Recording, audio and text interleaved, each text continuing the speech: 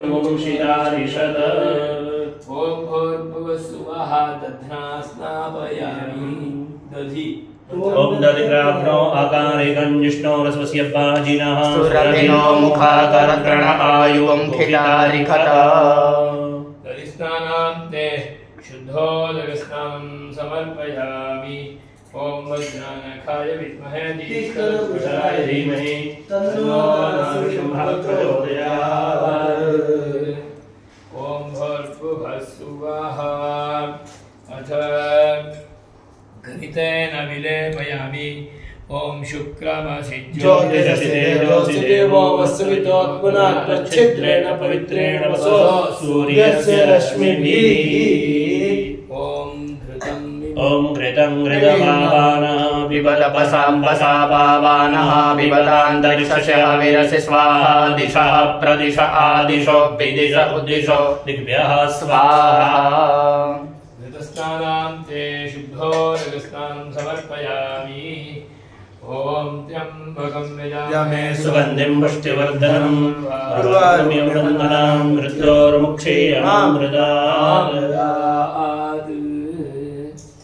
ॐ भूर्भुवस्सुवः मधुना स्नापयामि ॐ मधुवातारुदायते मधुक्षरन्ति सिन्धवः माध्वेरेर्न सन्तोषधीः मधुनक्रमुतोषसि मधुमत्पार्थिवगुं रजः मधुद्यौरस्तु नः पिता मधुमान्नो वनस्पतिर्मधुमागुं अस्तु सूर्यः माध्वीर्गावो भवन्तु नः ॐ स्वाहा मर्दभिः परिश्रीयस्वदिवः सर्गुस्प्रेषस्पाहि मधु मधु मधु मधुस्नानान्ते शुद्धोदकस्नानं समर्पयामि ॐ सुदर्शनाय विद्महे महाज्वालाय धीमहि तन्नश्चक्रः प्रचोदयात् ॐ भूर्भुवस्सुवः शर्करास्नानं समर्पयामि ಅದಕ್ಕೆ ಕಲಸಿ ರೆಡಿ ಮಾಡೋದ್ರೆ ಮಾಡಿ ಅದು ಕೆಳಗೆ ಹೋಗಿ ಮಾಡ್ಲಾ ಮತ್ತು ಮಂಡ್ಲ ಹಾಕಿ ಇದೇನಾ ಮೊದಲು ಮಂಡಲ ಆಮೇಲೆ ಕಲಶ ಮಾಡ್ಕೊಂಬಿಡಿ ಅವಾಗ ಕಲಶ ಪ್ರತಿಷ್ಠೆ ಆದ್ರೂ ಆಗಿ ಇದಾದ್ರೆ ಅರ್ಥ ಏನು ಇಲ್ಲ ಓಂ भूर्भुवस्सुवरेण्यं भर्गो देवस्य धीमहि धियो यो नः प्रचोदयात् अस्तिनादप्रबोधिनीं श्रियं देवीमुपह्वये श्रीर्मा देवीर्जुषताम् कांसोऽस्मितां हिरण्यप्राकारामार्द्राञ्ज्वलन्तीं तृप्तां पद्मे स्थितां पद्मवर्णान्तामिहोपह्वये श्रियम् सोमेन सह राज्ञा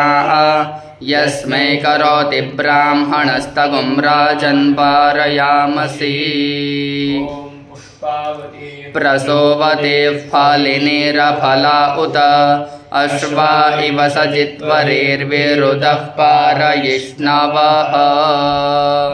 शतापराध सहस्रापराध सर्वापराध निवृत्त्यर्थम् अखण्ड भगवत्परायणतावाप्त्यर्थं संकल्पित समस्त कार्य सिद्ध्यर्थम् उत्तरोत्तराभिवृद्ध्यर्थं यथाशक्ति येभिः ब्राह्मणैः सह महाभिषेकं करिष्ये कारयिष्ये च यतां भगवान् वासुदेवः छन्दः देवता विराट्पुरुषमावाहयामि ॐ क्षीराभं पुण्डरीकायदाक्षं चक्राब्जाभ्यां शङ्खकौमोदकीभ्यां श्रीभूमिभ्यामर्चितं योगनिष्ठं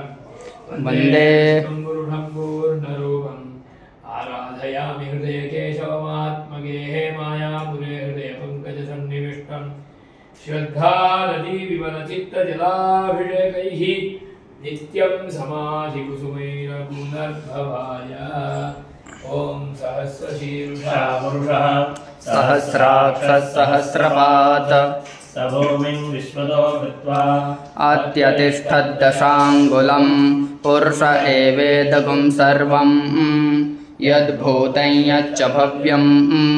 उतामृतत्वस्येषानः यदन्नेनातिरोहति एतावानस्य महिमा अतो ज्यायागुश्च पौरुषः पादोऽस्य विश्वाभूतानि त्रिपादस्यामृतं दिवि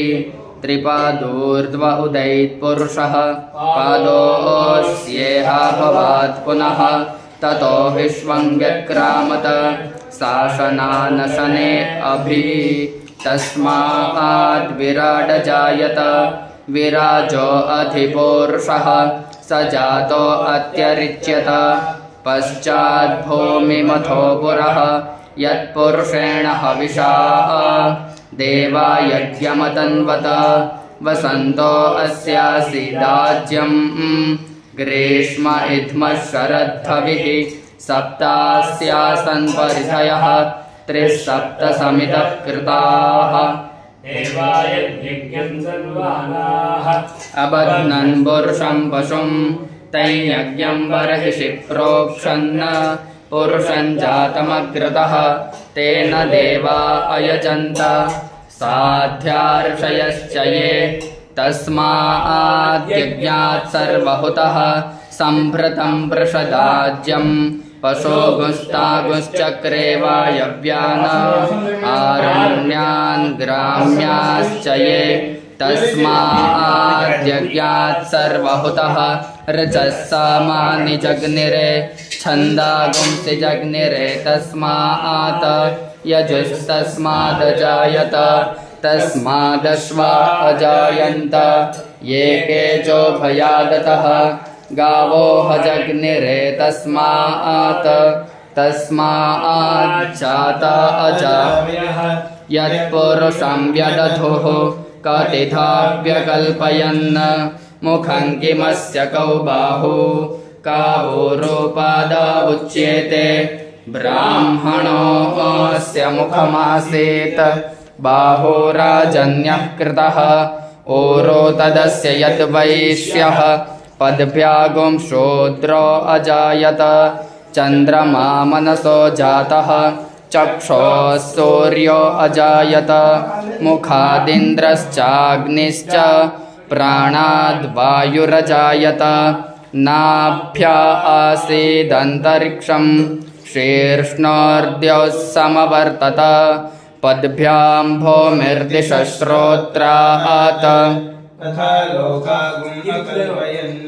वेदाहमेतं पुरुषं महान्तम् आदित्यवर्णन्तमसस्तुप पारे सर्वाणि विचित्य धीरः नामानि कृत्वाभिवदन् यदास्ते धाता पुरस्ताद्यमुदा जहार शक्रः प्रविद्वान् प्रदिशश्च तस्रः तमेवं विद्वानमृत इह भवति नान्यः पन्था अयनाय विद्यते यज्ञेन यज्ञमयजन्त देवाः तानि धर्माणि प्रथमान्यासन् ते हनाकं महिमानः सचन्ते यत्र पूर्वे साध्याः सन्ति देवाः पृथिव्यैरसाच्च विश्वकर्मणः समवर्तताधि तस्य त्वष्टा विदधद्रूपमेति तत्पुरुषस्य विश्वमाजानमग्रे